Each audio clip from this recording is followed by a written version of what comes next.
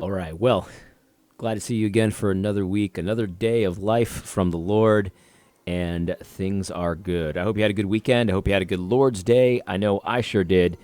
My pastor preached, excuse me, my pastor preached on persecution, and it's relevant to our time right now, but also he's preaching through John, and there's a passage in John that just so happened to be this weekend, and so at least that's what I think. Yeah. Yeah, I think so. I think it was roughly in line. So I don't know if it was exactly randomly this weekend. When I say random, I'm a Calvinist, so obviously it's not random. But anyway, but yeah, persecution, and it's just a very sobering thing. Here in the United States, we have had it as Christians. We've had it pretty easy. You know what I mean? And I don't mean to diminish the persecution that does take place. But for the most part, the worst thing that someone's going to do is they're going to call you a bigot or a homophobe or something like that. And really, who cares? You know what I mean? Honestly, if you're at the point where it really strikes fear in you to be called a homophobe at this point, I would really suggest going to God with that. I mean, it's at this point that should just roll right off your back, because it's just like, it's like breathing air over here. Of course, you're going to be called a homophobe if you're a Christian. But anyway, but yeah, I think that, in general, we've had it pretty easy. We get called names, no big deal. But that's changing. That's definitely changing, and it's going to start to cost you. What is that? The squirrel's like jumping up in the tree and like doing like acrobatics. Like, I've never seen this before. He's like jumping backwards. I don't know. This might be a rabid squirrel up there. Anyway, sorry to get distracted like that. It was just a weird, really strange squirrel. Squirrel. Anyway, so yeah, no, that's changing. It's going to start to cost you to profess Christ publicly. It's going to cost you, promotions at work. It's going to cost you business deals. It's going to cost you. It might even cost you time. We're seeing Pastor James Coates, because he's not worshiping the state as sovereign, the state as God, and he's doing what God says instead of what the state says. He's been arrested. He spent some time in jail and things like that. And I thank God that I've spent time in a jail cell myself, because I've told the story before. I spent the night in a jail cell before, and I thank God for that, because I know that going to jail is not the worst thing that could happen to somebody, so I don't fear it. You know what I mean? I don't want to go to jail, obviously, but I don't fear it as the end of the world, because it's not the end of the world. And just in case you're wondering, if you're new to the channel, I went to jail for possession of marijuana before I was a believer. I spent the night there. I met a murderer, stuff like that. So anyway, but like, this is the thing, like, it's going to cost you, it may cost you that kind of stuff going forward. To be a faithful believer in Christ. It might cost you fines. It might there might actually be actual real costs beyond being called names in the future. And so the point is, though, that we need to be ready for this. We need to have steel running through our veins, and we need to lean on the Holy Spirit of God to prepare us for those moments, because that's going to be distressing to many people. And we're going to start to see people apostatize because the pressure is just too much. Many people can profess faith in Christ but be faking it, right? Like trying to fake it till they make it kind of thing. And they can get away with it for long periods of time because the pressure of being a Christian really just isn't too much. I mean, yeah, you get called names or whatever, but who cares about that? But when it actually starts to cost you things, it's going to be much more difficult to fake being a Christian. When it starts to cost you financially, when it starts to cost your livelihood, when it starts to cost you your reputation much more considerably than it does right now, lots of people are going to start falling away from the faith. And this is nothing to be pleased with. There's nothing to take joy in. However, there is a good side of this, because the more fake Christians start denouncing Christ, the better it will be for the real church. And we can pray for their souls, and we can pray that God would change their minds. But it is better for the church to have less people faking it in the church, right? In the visible church. You know, that's something that is actually a good and healthy thing for the church of God. So Yeah, man. It was a great sermon. My pastor was leaving. He was pulling no punches, and then afterwards we sang Psalm 2 because Psalm 2 is a great psalm. The Psalms are great because they deal with life how it really is. I mean, you will have enemies in this life if you follow God. This is what my video on Friday was all about. You will have real enemies. People hate God, and so they can't do anything to God. So what are they going to do? They're going to do the next best thing and start to attack God's body, Christ's body. And you see people do this all the time. People responded to that video on Friday very, very positively because they see it. David French is made a career. His recent career is nothing but attacking and dragging Christ's name through the mud. Lots of people are making lots of money telling pagans that the church is the worst thing since sliced bread. And so this is the thing. So guys, prepare for it. You are going to have to pay a cost to be a follower of the Lord, but remember how much it is going to be worth it in the end. There's an eternal weight of glory that the pains and the struggles and the frustrations of this world don't compare to it. And so just something that I really appreciated from my pastor on Sunday, and I hope you appreciate it as well. In fact, there's even a quote here from Mike Foster. The men who escape without abuse in this world are the men who do nothing at all. So if you're going to work and you're going to act for the Lord, you are going to face trials, tribulations, abuses, and don't think it's strange because it's going to happen, and Christ warned you about it. Now, the second thing I wanted to talk about today was DMX, and DMX died on Friday, it looks like. He had a heart attack. And DMX, if you don't know him, he was a gangster rapper. You know what I mean? Gangsta. And lots of profanity in his songs, lots of sex, lots of drug use, all kinds of really dark stuff. And DMX, I used to listen to DMX secretly because my parents wouldn't allow such things. And in fact, the very first time I got in trouble, like major trouble as a child, I was a young man at the time, I told my mom I was going bowling with a friend. Instead, I went to Hartford, Connecticut to go to a DMX concert. And, I didn't realize I was so innocent with fooling my mom. Like I wasn't really used to, lying to her, that I didn't realize that it was preposterous to pretend to go bowling because, concerts last a lot longer than bowling does. I didn't know that. You know what I mean? I didn't know that. So I got in big trouble for that one. But anyway, so DMX concert, and I used to listen to a lot of DMX. And he was always this kind of weird contradiction because on the one hand, he's talking about, all kinds of explicit stuff. And then on the other hand, all of his albums contained some elements of Christianity to it. Most of his albums had, prayers that were actually theologically pretty decent and stuff like that. And then when I became a Christian, I stopped listening to DMX, obviously. And then later, actually about a year ago, I remember watching a video that he did where I guess he was trying to become a pastor or he was a deacon or something. I don't follow DMX anymore, so I don't really know. But something about that, and he was actually expositing on the law of God and its place in the life of a Christian. And he's very, at least in my opinion, this was like a year ago I listened to this, very clearly, talked about the law of God and its proper place in the life of a Christian who's under grace. And I was very impressed by it. There were some things in the video that I could quibble with, but, that's probably true of almost any person I watch a video with in my entire life. But yeah, it was great. I was super impressed, and I was like, wow, could DMX be a legitimate Christian? And I don't know. I don't know the answer to that. You know what I mean? I don't have enough information to make a definitive case that he's a completely regenerate Christian.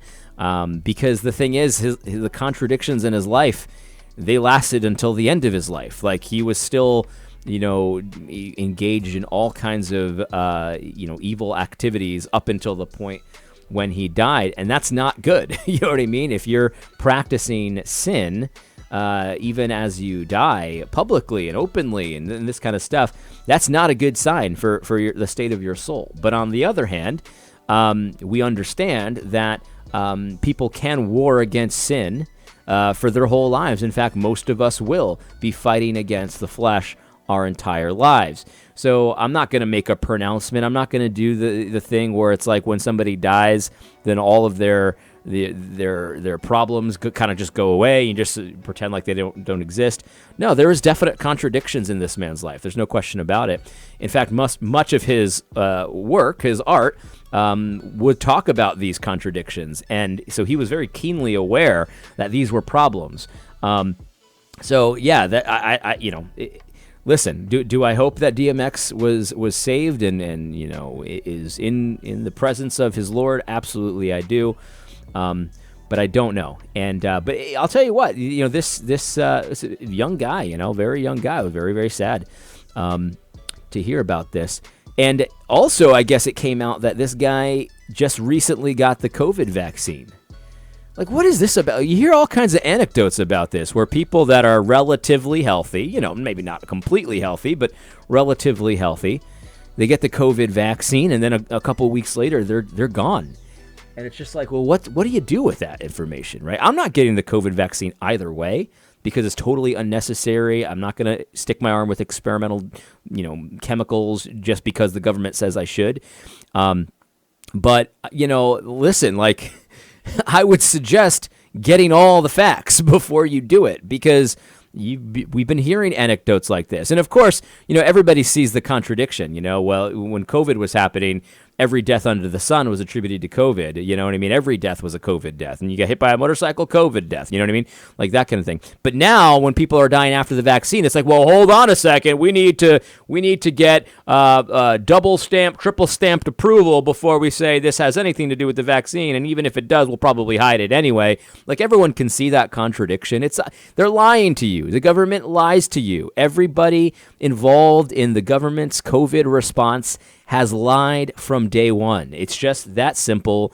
Everyone is lying to you. So do what makes sense for your current situation. If you're in one of these youth, these vulnerable groups, you might have a different outcome or a different decision than someone who's 30 years old, doesn't have any of the comorbidities, whatever it's called, and stuff like that. Like the government's trying to paint everyone in the same category. Well, everyone just got to get the COVID vaccine. And that's stupid. Don't think like a stupid idiot. You know what I mean? Don't think like an idiot. Don't think like an idiot. It's just that simple. Don't take the government's word as if it's gospel, because it isn't. The gospel isn't, the government isn't God. The government's word isn't gospel truth. The government's word is not the word of God. So you don't have to just accept everything that the government says. I was thinking about this just the other day.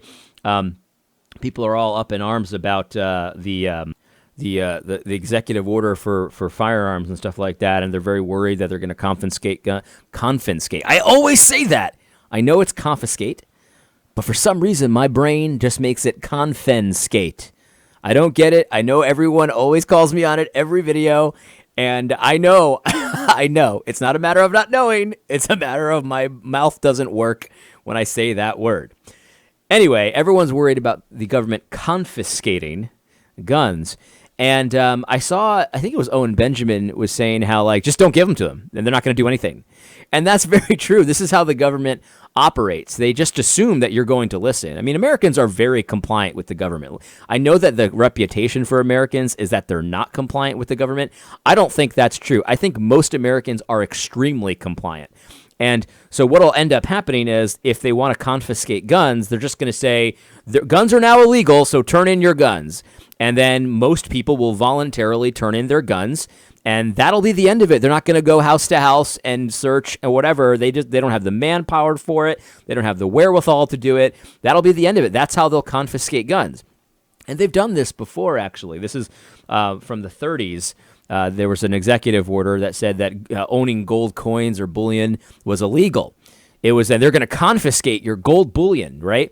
And what ended up happening is most people just turned it in, because what happened was the newspapers said, well, this is the patriotic thing. The Federal Reserve System's in trouble, and we're go to war, whatever, and we need the money, and so turn it in, and you'll be a real patriot if you do it. And so people just did it. People just turned in their gold, and they voluntarily did it. Yeah, sure, it was an executive order, but It was an executive order that they had no intention of actually doing anything about. Like, they weren't going to come into your house to make sure that you didn't hide any gold from them. They weren't going to dig up your garden to make sure you didn't hide any treasure chests full of gold in them. No, this is how they're confiscating. Confiscating! I can't do it. Confiscating gold. Well, they make you think that they've got the authority and the power that they don't actually have, and then you just do it voluntarily. If you don't want to hand in your guns or if you don't want to hand in your gold, then just don't. It's totally legitimate to just ignore when you see a stupid post like this. Just ignore it and pretend like you didn't even see it. It's not in the government's authority to steal from you. It's not in the government's authority to disarm you. So if they say that it is, and they say you're going to go to jail for 10 years if you don't do it, just pretend like you didn't see it. And what are they going to do? Could you go to jail? I guess theoretically you could go to jail, but the thing is, it's an illegal order anyway. So if they're gonna put you in jail for this, they could just put you in jail for anything. So just understand that, and listen. If someone is going to hold you against your will illegally, then they're just going to do it. They're probably not going to do it, but if they are, they'll find a way. They'll find a reason. And so it doesn't matter if you voluntarily, turn in your guns or gold or whatever or not. If they want to do it, they're going to do it. And so we just got to remember that the government is going to pretend like they have all kinds of authorities and powers and abilities that they do not have. And all of it is done to mess with your mind and to warp you to such a degree that you give the government godlike abilities, right? And we do this. Even conservatives do this, guys. Like, this is not a liberal thing. They've messed with our minds since we were children, right? We think that the government is everywhere and they can hear everything that you're doing and they can see everything that you're doing. They know if you've been naughty or nice and they're going to come and take you away. Like, we've given the government so many attributes that only belong to God, like the authority to just steal from you and to take from you and to do whatever they want, kill you if they want to, and stuff like that. And it's God who gives and God who takes away. He's got the authority over our lives. He's the one that decides how long we live and what our roles are and stuff like that. He's the one who tells us what's what and what to do and what's a girl versus what's a boy and stuff like that. But we've given so much of that, those attributes that belong to God alone, we've given them to the government in so many ways. And so we fear that government that we now essentially treat like God. And it's about time to take that away. It's about time to no longer assign attributes to the government that belong to God alone. The government, it might be prudent to obey the government often, right? Like, I'm going to pay my taxes even though the government doesn't have the authority to collect those taxes from me. I'm going to pay them the exorbitant taxes that I pay. I'm going to pay them because it's prudent for me to pay them. Yeah, if I don't pay them, probably nothing would happen. But if I push it hard enough, I'd probably be arrested. I might even be killed and stuff like that. And I want to be around for my family, so it's prudent for me to pay taxes. So I will. But the mindset, the attitude is like, it'd be like handing money over to the mafia. Yeah, maybe they don't have the authority to take money from you, but there might be a situation where, probably the best option is to hand your wallet over to the mafia. You know what I mean? That kind of thing. Anyway, I hope you found this helpful, and I hope that God blesses you this week and all of that kind of thing. Oh, by the way, thanks, John Harris, for this shirt. Rescind Resolution 9. This is a shirt that John Harris sent me last week. And I think Resolution 9 from the SBC should be rescinded. I don't think that's the panacea, though, so don't get me wrong. Rescinding Resolution 9 must only be the beginning. There must be aggressive, positive action taken against the heretics that are in the Southern Baptist Convention. Rescinding this would be great. But you can't be like, okay, then that's the hill we die on, and so that's what we defend going. No. There has to be offensive action taken against these heretics as well. So, yes, I completely support the move to rescind Resolution 9, but that is just the beginning. More work has to be done, and we got to be aggressive about it. I hope you found this video helpful. God bless.